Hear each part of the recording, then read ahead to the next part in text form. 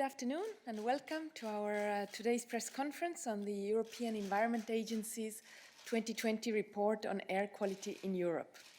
Very happy to have here today with us Commissioner Virginijus Sinkevicius, European Commissioner responsible for environment, oceans and fisheries, and virtually connected from Copenhagen, Hans Breinings, the Executive Director of the European Environment Agency. We'll first have the opening statements and then we'll take your questions. Please, Commissioner. Thank you. Hello, everyone, and thank you for tuning in.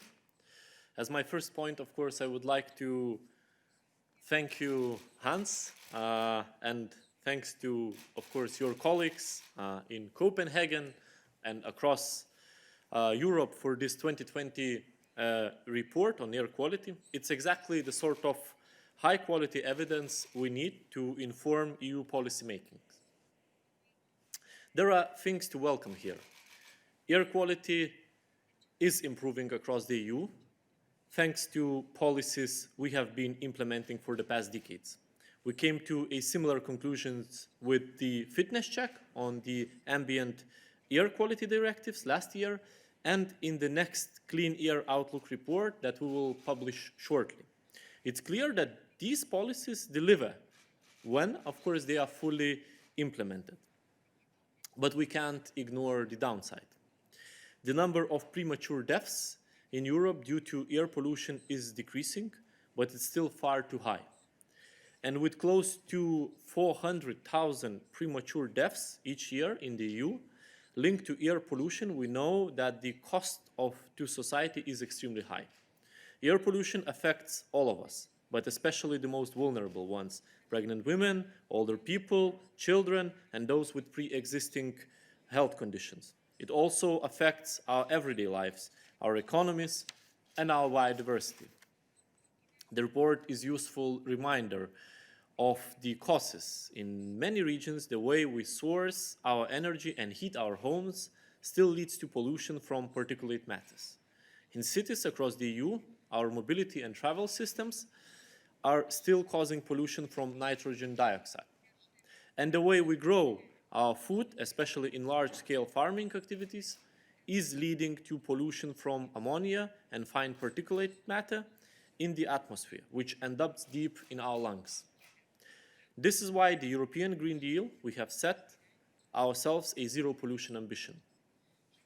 Work has started on the zero pollution action plan for air, water, and soil, and we launched a public consultation a few days ago.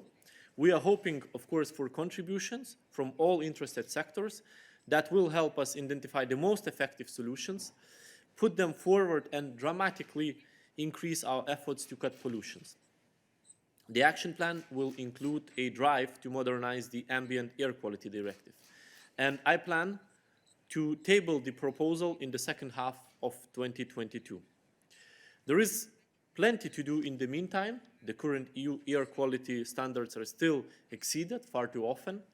So we will continue our resolute action to ensure full implementation of the existing legislation with the full range of legal tools. Solving the air quality challenge is not easy. It takes concerted action across sectors and across policies. It means getting everyone on board: citizens, entrepreneurs, researchers and policymakers, and it means developing a new reflex, learning to ask a new question in transport, energy, industry, agriculture, and even urban development, asking what does it mean for air? Here at the European Commission, we have that question in mind in our policy making. We fully understand the need for a zero pollution ambition, for toxic-free environment.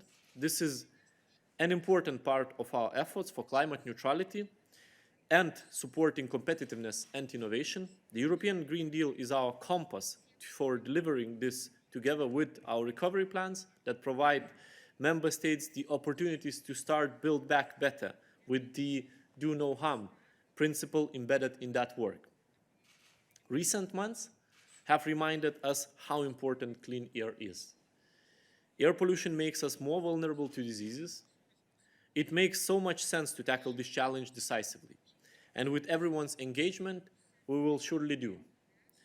And now I will leave the floor, and we will probably connect to Copenhagen. We'll leave the floor to Hans, who will share some more details on the report. Thank you.